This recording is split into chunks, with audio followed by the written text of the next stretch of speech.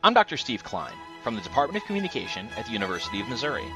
Welcome to the latest in a series of online video lessons intended to introduce you to the liberal art of rhetoric.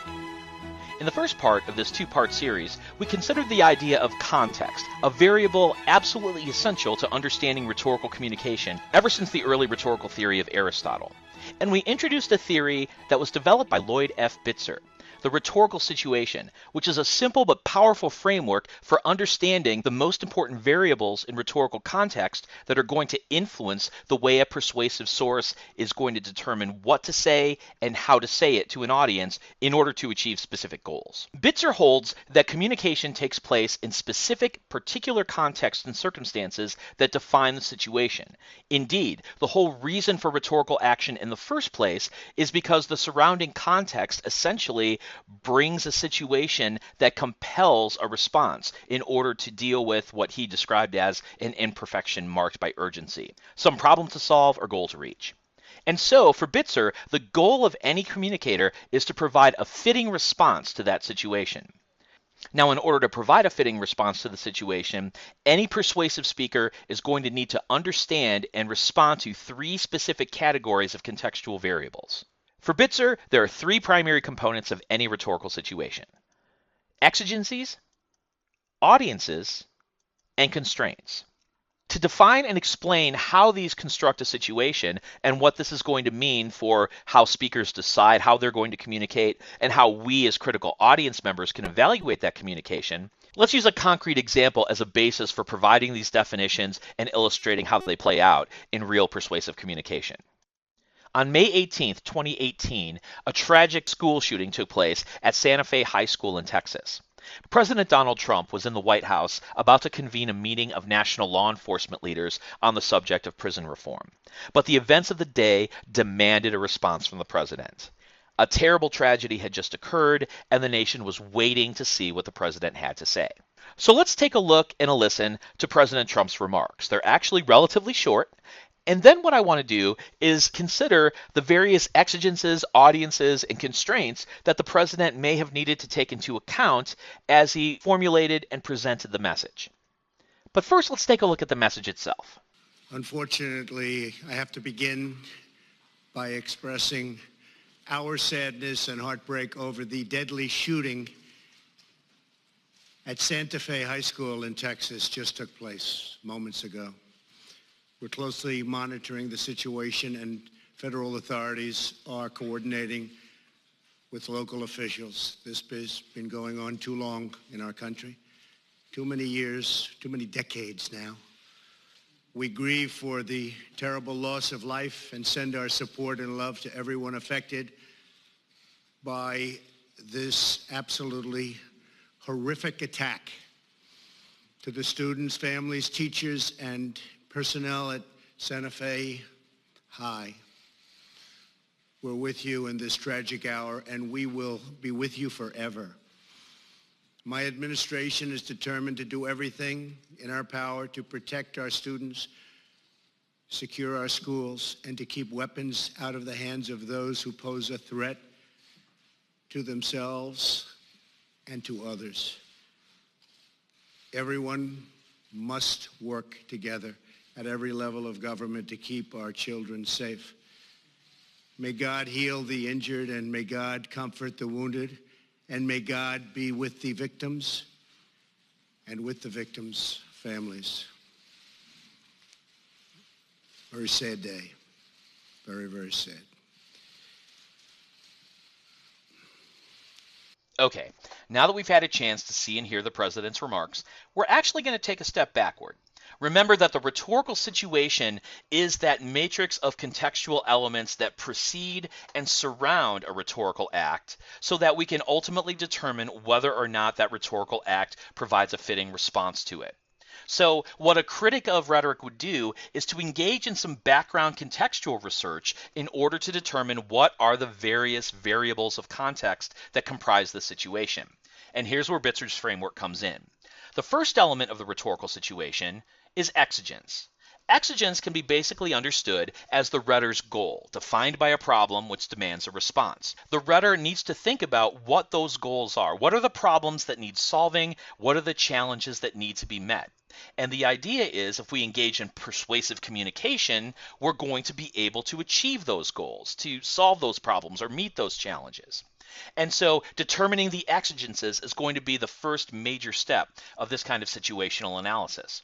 So what sort of exigencies were faced by the president in this situation? Well, one of the things to remember, of course, is because this is a mass school shooting, we're not just specifically limited to President Trump's immediate context or even just his presidency. School shootings, sadly, have happened quite a few times in the past. And so we can look to other examples of mass school shootings going as far back, at least, as President Clinton in the 1990s. We can look at how other presidents faced similar situations and what sort of public and media and expert expectations have been attached to this kind of situation in the past. So, for instance, people are going to expect that the president provides them with information. What happened? What's going on now? What's going to happen next? As the face and voice of the nation as well, there's going to be an expectation that the president comforts the grieving and provides support to those that have been emotionally traumatized. There's going to be an expectation that the president announce whatever policy responses the administration is going to make in order to deal with the emerging tragedy. Once you have the exigencies in mind, we have to start determining who is it that needs to be persuaded in order to address these exigencies. That's where the concept of audience comes into play. The rhetorical audience are hearers with the capacity and will to act on the exigencies. If I need to solve a problem or achieve a goal and someone needs to be persuaded in order to achieve it, I want to try to find out which individuals and which groups of people are those that are directly capable of and potentially willing to help me solve my problem. Because it's going to be a persuasive success in reaching these audiences that's going to help me as the rhetor achieve my goal. And you'll notice the parentheses S at the end of audience because it's often the case that rhetorical messages are going to have multiple target audiences, sometimes attached to different exigencies. So in President Trump's situation in May of 2018, obviously President Trump's most immediate target audience is the national public. Now, you might be thinking to yourself, well, on the video, I saw a bunch of specific people sitting in the East Room of the White House listening to him. Well, yes, that's true. Remember that President Trump was here initially for a previously scheduled summit on prison reform. So the folks that are sitting there in the East Room are convened there for the purpose of that summit. But in these initial remarks, they are not the specific target audience that he has that's most important. When he's speaking about this shooting at Santa Fe High, the nation is watching, live on broadcast television, as well as digitally on the internet all over the world. Now, besides the national public, you can imagine that the citizens of Texas, specifically those in the Houston area served by Santa Fe High, and particularly the family, friends, and community of those who were victimized in the shooting, are specific target audiences. Remember, President Trump doesn't just have the exigence to inform the nation here, but he also has the exigence to comfort and support those who are grieving in this traumatic time. And so there's a very specific group of folks that he needs to reach out to personally. In addition, because there's going to be an expectation that the president is going to engage in some kind of policy response to this crisis, there are a number of stakeholders in government that President Trump needs to assume are going to be part of his target audience as well. Both his allies and his political adversaries in the federal government, in state governments, and local governments all are potentially folks that he needs to work with in order to address the situation. So these government stakeholders are part of the target audience.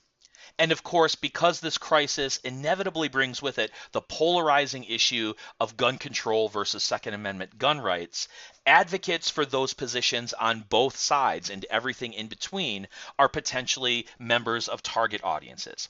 And Trump's got a very delicate line that he needs to balance here. On the one hand, he's got his own particular agenda with regard to gun rights and gun control. But he also has to weigh his specific agenda with the very different positions taken by the variety of different folks individually as well as in advocacy organizations that are part of his audiences. So as you can see, there are lots of different individuals and groups of people that he needs to address for different reasons. Makes things pretty complicated.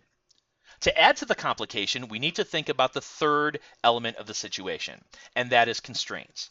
For Bitzer, constraints basically refers to contextual elements that limit the available options for persuasive communication. Depending on the surrounding contextual circumstances, you can't just say whatever you want, however you want, to whomever you want.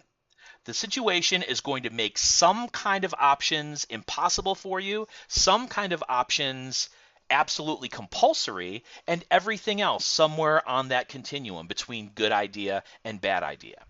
And so what you need to do is consider, what are my best possible options given the limitations that I'm faced with? Now, of course, on the other hand, remember that contextual elements can also enable or make available windows of opportunity. And so we'll want to think about both of those aspects of constraints on President Trump. First, limits and challenges, and then opportunities.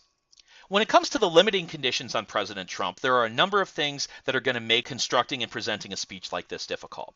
First of all, the reality of emerging information. People want to know from the president what's going on, what happened, what's happening next, and the information available to the president at this time is incomplete and it's coming in piecemeal. So how do you inform the public when you don't have all the information yourself? In addition, the president's going to have to provide some kind of balancing act between how specific he can be in providing concrete, detailed information on the one hand, and on the other hand, be sensitive to how the implications or consequences of providing that information might impact a number of different people. So, for instance, this was a tragedy that destroyed the lives of many people, not just victims themselves, but also their loved ones and the surrounding community. So on the one hand, people want specific information that the president may or may not have. On the other hand, providing information that's too specific and too concrete may in fact be traumatizing and make matters worse. At the same time, remember that there is a new and emerging criminal investigation taking place at this moment as well. The president in a situation like this can't provide too specific information, even if he had it, to the extent that it might compromise that criminal investigation that the Texas police and related organizations are currently engaged in. And finally, again, because we've got this very divisive gun control versus gun rights policy issue that's emerging in moments like this, there are going to be a number of conflicting public priorities and agendas that may sometimes be consistent with the president's own agenda and may be diametrically opposed to it. And so the president is going to need to have to decide, when addressing this specific situation with regard to gun violence, how deep can or should we get into the specific politics of gun control policy? Because in this sort of situation, it's very difficult to come up with a response that's going to be satisfying to all possible stakeholders. So this is a pretty sticky situation with lots of limits and challenges attached to it. On the other hand, President Trump is the president. And so that's going to mean that there are certain opportunities available to him that are pretty unique and available to pretty much no one else. For instance, the unique leadership position of the American presidency. Arguably the single most powerful person in the world, he is the symbolic and institutional face and voice of the nation. So when presidents talk, people listen. The media cover the event. He can be pretty much guaranteed that at this moment, his words are going to be heard and his example is going to be seen not just nationally, but globally. Related to that, presidents have access to information and perspectives that lots of other people don't have. So he's actually working from a position of relative luxury when it comes to what do I know and what can I share. And finally, the media platform that the American presidency has is virtually uncompared on the global scale. This isn't just because the media always cover what the president has to say, but also the American presidency itself has a command of a huge institutional and technological media apparatus. So presidents can get their message out to the constituencies and stakeholders they need to reach pretty much whenever they want, within certain limiting conditions, of course. What this ultimately means is, if we have a sense of the exigencies, audiences, and constraints faced by President Trump and his speechwriting team going into this message, The next step would be to take a look at the speech itself to see what kinds of rhetorical strategies Trump uses that potentially respond to these elements of exigences, audiences, and constraints. Ultimately, what we want to try to do as a critical audience is to evaluate and determine, is this speech a fitting response to the situation that the rhetor is faced with? Now, obviously, in the present case, this is a very complicated question beyond the scope of this video lesson. But hopefully what this gives you is a sense of the kinds of variables you need to investigate through contextual research in order to determine what that rhetorical situation is. So in a nutshell, that's the rhetorical situation. Hopefully you can see at this point how Bitzer's theoretical formulation takes all of the complexities of rhetorical context and distills them into three broad categories of situational variables: exigences, audiences, and constraints that enable us to get a firm sense of what the situation is faced by a persuasive speaker.